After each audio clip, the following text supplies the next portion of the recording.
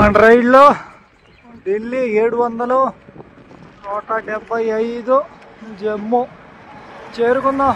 ఇంకా 2 రోజులు పడుతుందేమో. ఈరోజైతే ఒక అద్భుతంలోకి ఎంటర్ కాబోతున్నాము. మరి ఎంటర్ చేస్తారా లేదా చూద్దాము. అదేం అద్భుతమో, అదే మొన్న ఒక అద్భుతంలోకి వెళ్ళలేదు కదా, అలాంటి అద్భుతమే ఇక్కడ ఉంది. మరి ఇక్కడికైనా ఎంటర్ చేస్తారా లేదా చూద్దాము. అదిగో అక్కడెక్కడో ఎంట్రన్స్గా ఉంది.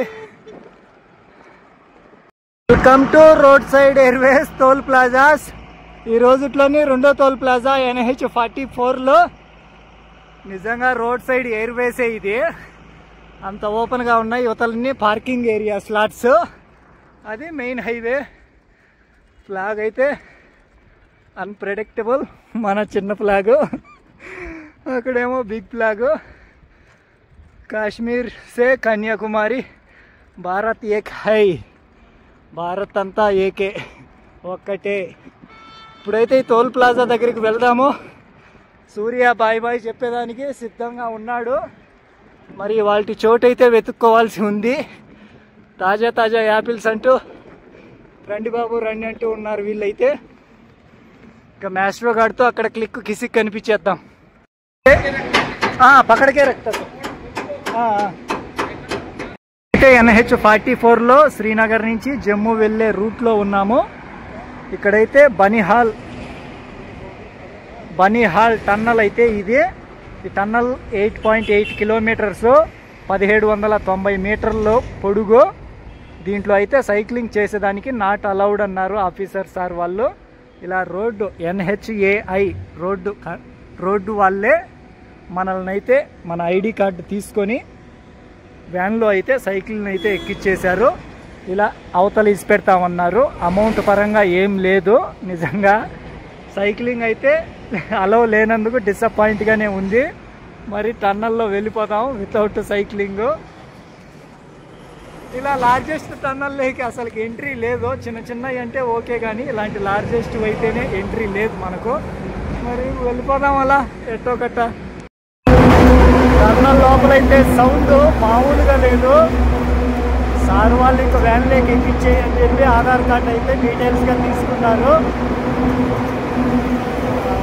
వ్యాన్లో చిన్న చిన్న టన్నల్స్ అయితే అలో ఉంది, కానీ ఇలా పెద్ద టన్నల్స్ అయితే అలో లేదని చెప్పారు సార్ వాళ్ళు. 8 కిలోమీటర్లు ఫుట్పాత్ కదా లేదు అసలుకి. మరి ఫుట్పాత్ కూడా ఎందుకు వేయలేదో ఏంటో. ఇంత పెద్ద టన్నల్స్ ఉన్నప్పుడు ఫుట్పాత్ వేయించు, ఒక చిన్న ట్రాక్ మాదిరిగా అయినా వేసేయించు. ఇంత ఖర్చు పెట్టి చేసినప్పుడు ఎందుకు వేయలేదో. రాబోయే రోజుల్లో ఎక్కువ మంది సైక్లింగ్ వాళ్ళే ఉన్నారు కదా, ఇలా వ్యాన్లలో అంటే కష్టమే కదా. మరి వాళ్ళ సెక్యూరిటీ రీజన్స్ వాళ్ళకి ఉండొచ్చేమో.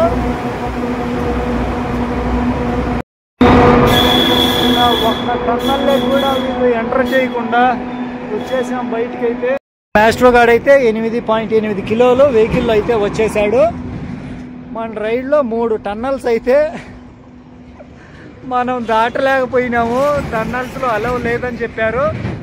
అక్కడ అటల్ టన్నలు, సోన్మార్గ్ టన్నలు, ఈ బానిహాల్ అనే టన్నల్ కూడా 8.8 కిలోమీటర్ల డిస్టెన్స్ ఉండడంతో అలౌ లేదని చెప్పారు. మరీ దారుణం ఇది. సైక్లింగ్ కోసం వాళ్ళు కనీసం ఒక ట్రాక్ ఏదో ఒకటన్నా వెయ్యాలి. అలాంటిది ఎక్కడా వేయలేదు వాళ్ళైతే.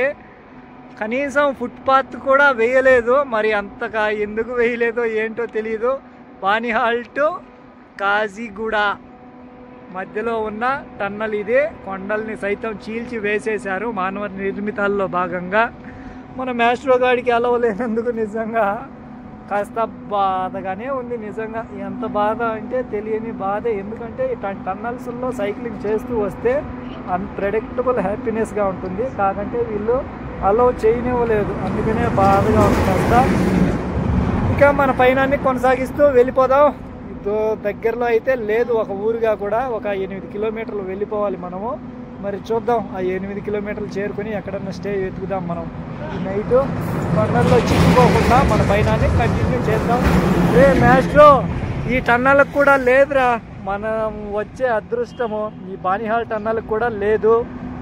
టన్నల్ నుంచి బయటికి వస్తే ఇక్కడైతే లొకేషన్లుగా అబ్బాబా అసలుకు మళ్ళీ వచ్చేసాను కదా నేను నా ప్రపంచంలోకి అన్నట్టుగానే ఉన్నాయి. ఏంటివి అసలు మహా అద్భుతాలే కదా.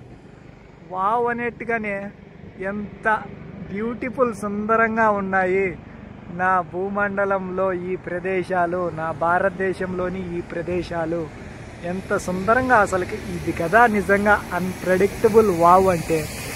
వావ్ అనేట్టుగానే ఉంది కదా. అయితే వెళ్ళిపోయి చాలాసేపే అయిపోయింది. మళ్ళీ కొండల్లోనే ఆల్మోస్ట్ ఒక 50 కిలోమీటర్లుగా ఉంది. మరి కొండల్లో ఊర్లుగా అంటూ ఏమో తెలియదు. రోడ్డు అనేది ఎక్కుడుగా ఉంటుందో తగ్గుడుగా ఉంటుందో అస్సలు తెలియదు. మ్యాప్లో కూడా ఊర్లుగా అంటూ కొండలుగా పైన చూపిస్తూ ఉన్నాయి. నిజంగా ఎక్కడో ఆగిపోవాల్సింది నేను. ఉంటాయి కదా అని చెప్పి అయితే స్టార్ట్ అయిపోయాను. మొత్తం ట్రెండింగ్లు తప్ప ఏం లేవు. లారీ అన్నలు కూడా పక్కన ఆపేసుకొని ఉన్నారు. మరి ఎందుకో తెలియడం లేదు. ఇవాళ స్టే అనేది ఎక్కడ దొరుకుతుందో ఏంటో ఈ కొండ ప్రాంతాలలో చూద్దాం. మరి అన్ప్రెడిక్టబుల్గానే ఉన్నాయి లొకేషన్స్గా అయితే.